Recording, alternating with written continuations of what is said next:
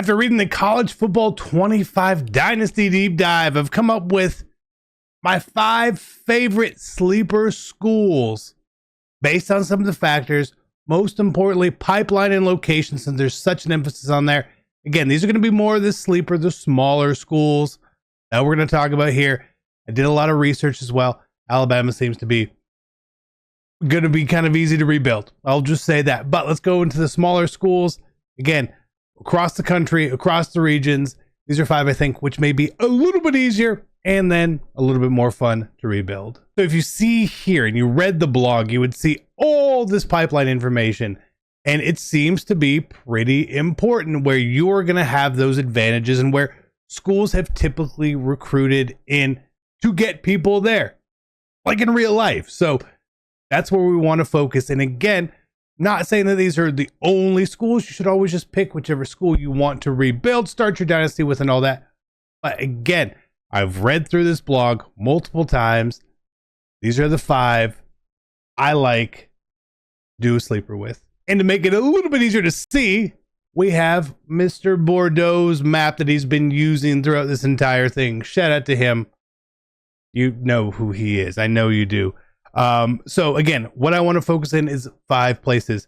For me, 1, the Metro Atlanta pipeline. I'm from Atlanta, so I know a lot about how this works. To me, obviously, Metro Atlanta, his map actually has Georgia State, the Panthers, in the South. They are not in the South. They are not. They are in the middle. So to me, the Georgia State or Kennesaw State are going to have really good pipelines through the Metro Atlanta area. And again, also have a decent academics, which is also going to be important in there.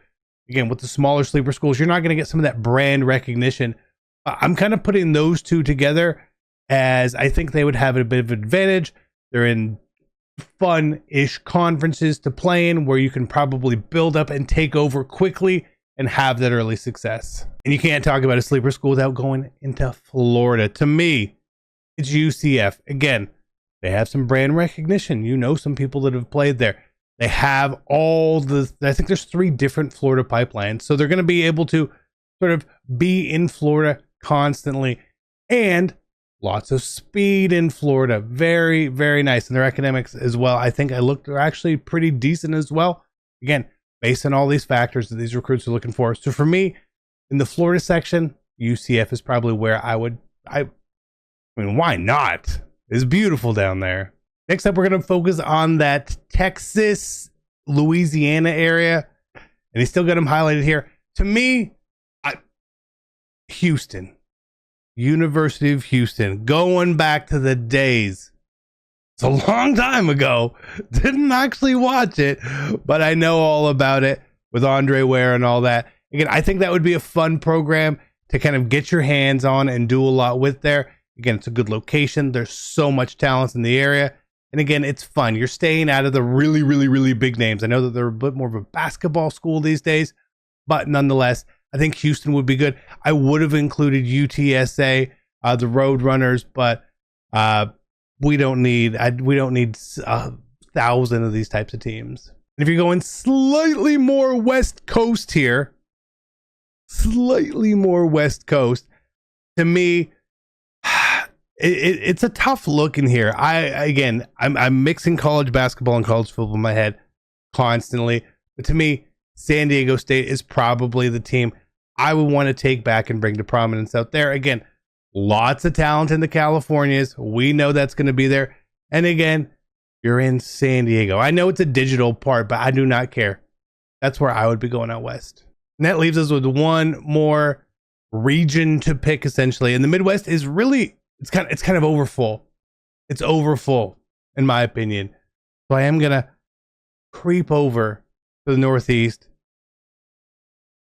Is it considered a rebuild if you take Rutgers? I think it is. Again, that New York, New Jersey area is all going to be one singular pipeline, and you're not really overly competing with a bunch of schools either.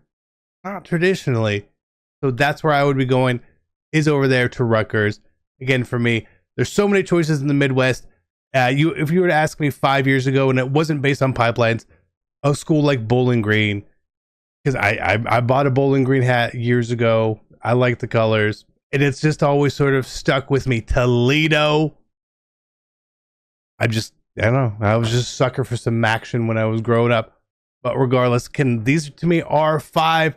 If you have a favorite that you think is going to be the one of the best sleeper schools, put it down in the comments below. Again, when we get our hands on it, we'll figure it all out. Me personally, I will be starting with Georgia State. That is where I went to school, so it just makes the most sense to me to start there. And we'll probably progress on after. Enjoy your 4th, boys. Love you. I'm out. Peace.